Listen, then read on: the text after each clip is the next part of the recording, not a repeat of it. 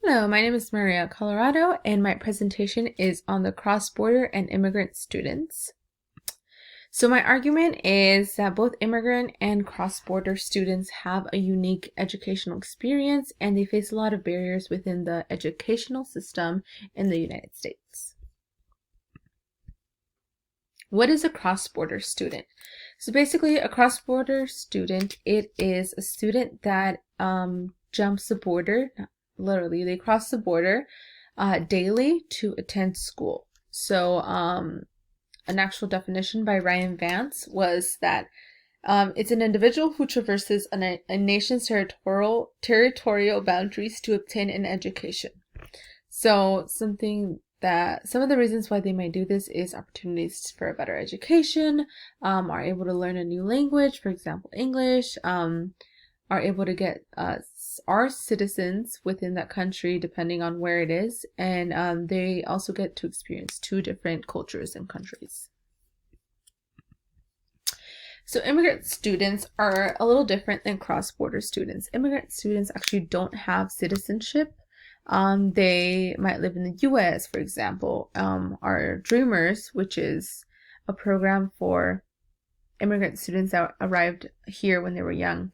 They have more opportunities now available to them, and they don't have to worry about being on time. A lot of what cross-border students have to really deal with.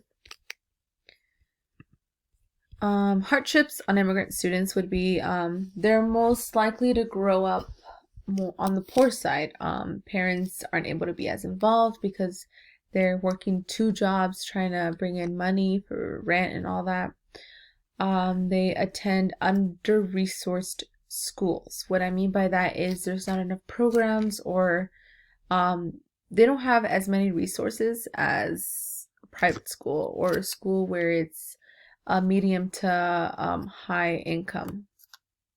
They are less likely to succeed in subjects such as math or English. English because of the speaking barrier, and just because of the resources. Math because of having to be tutored, and then there is that language barrier as well. Hardships on cross-border students. Some of them are, again, that language barrier, which a lot of the times is fixed within the years that they are attending that school. The time, and what I mean by that is having to go from the country they live in to the country where the school is.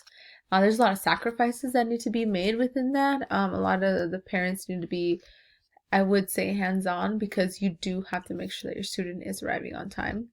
The commute, again, expenses, mental health. A lot of the times, children getting anxiety within that new country or having to go to a new school, having to be earlier, and more on top of everything, I would say.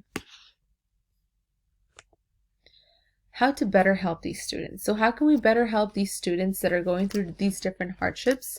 Organizing commuting buses that are able to pick up kids and take them at the same time. That way it relieves the stress on parents.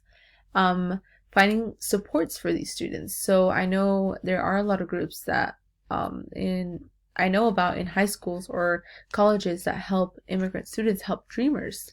So probably finding a way to better help the cross-border students. Tutoring. Free tutoring exists in almost every single place. I would say just finding a tutor program that they could stick to and work with. Having a support system within schools is another very important thing.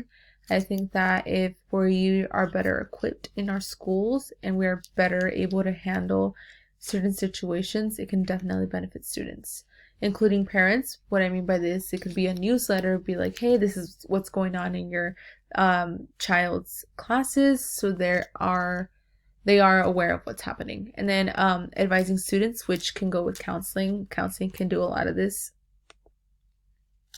In conclusion, cross-border students and immigrant students both have hardships and barriers that they have to face in different ways. It doesn't take away from what they and their parents have endured, but it is drastically different than what a white student would face. I don't think that a lot of the times the white population go through the same hardships as people of color. Thank you very much. I hope you can get helpful knowledge out of this presentation.